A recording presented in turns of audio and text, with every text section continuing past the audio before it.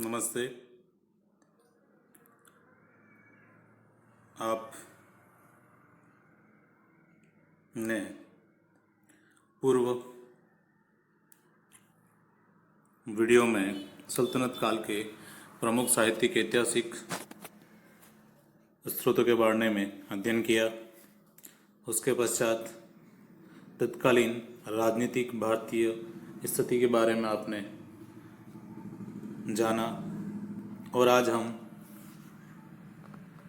तुर्कों के भारतीय शासक के विरुद्ध जो सफलता प्राप्त हुई उसके बारे में विवेचना करेंगे। हसन निज़ामी और मिन्हाज सिराज दोनों तत्कालीन समकालीन इतिहासकारों ने तुर्की आक्रमण का उल्लेख अपने ग्रंथों में किया है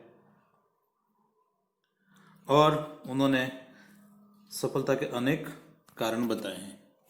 उसी क्रम में आधुनिक इतिहासकारों में एलिफिस्टन, लेनपोल, विसेंट, स्मिथ आदि ने भी भारतीय शासकों के विरुद्ध तुर्कों की सफलता के कारणों की विवेचना की है।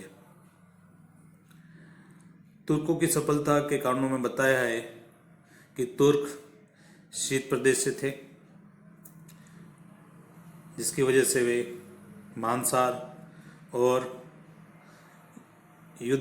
मांसाहार का अत्यधिक उपयोग करते थे, जिससे उनका शरीर बलिष्ठ था और वे युद्ध प्रिय थे।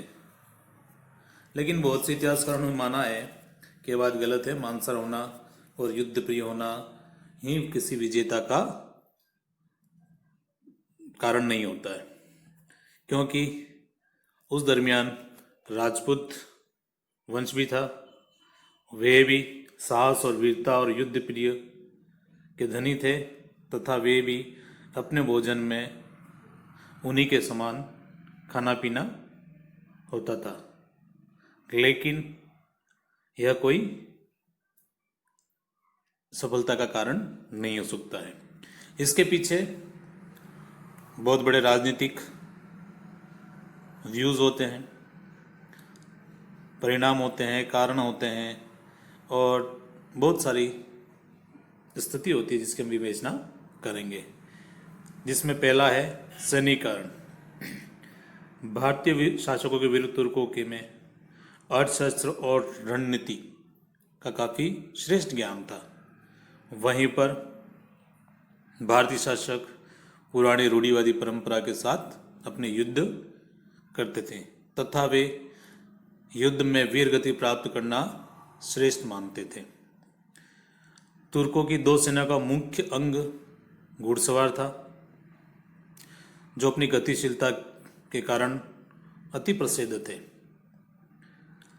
जिसको भारतीय सेना सहन नहीं कर पाया और उसको रोक नहीं पाया। भारतीय सेना के पास पैदल सैनिक अत्यधिक होते थे और वो भी अस्त व्यस्त अवस्था में होते थे, जिसे घुड़सवार अपनी तेजी से अस्त व्यस्त कर देते थे।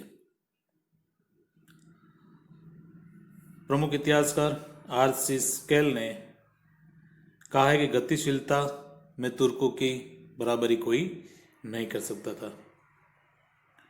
उन्होंने लिखा है कि तुर्क इतने कुशल और धनुर्धर थे कि तेज दौड़ते हुए घोड़े की रकाब पर खड़े होकर भी वे शत्रु पे किसी भी दिशा में तीरों पर सामना कर सकते थे। रकाब जहाँ पे घोड़े के ऊपर रखा जाता है उसको रकाब बोलते हैं, जिस पे खड़े होकर के वो कहीं पर भी तीर चला सकते थे।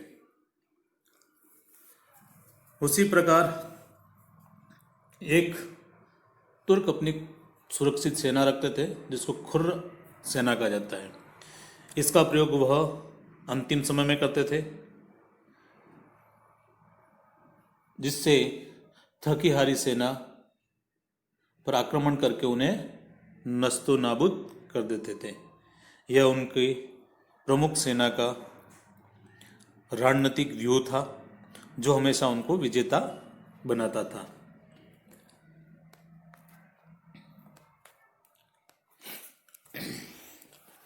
उसके पश्चात हम देखते हैं राजनीतिक कारण। भारतीयों कि असफलता के प्रमुख कारण राजनीति थे।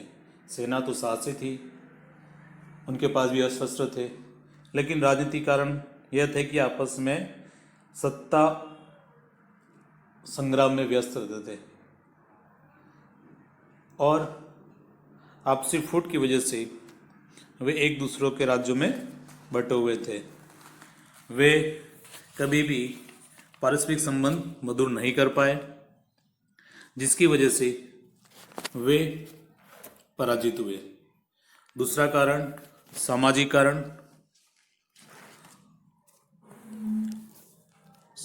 अहमद निज़ामी साहब ने इसके लिए लिखा है कि तुर्कों अपने आप को श्रेष्ठ समाज और श्रेष्ठ जाति के मानते थे, लेकिन भारतीय सेना में, भारतीय राजनीति में सामाजिक और जातिगत भेदभाव पर आधारित सेना थी, जिसके अंतर्गत युद्ध और शासन करने का कार्य केवल राजपूतों को था, जिसके फलस्वरूप देश की जनता का बहुत सा भाग इससे विमुख ही था।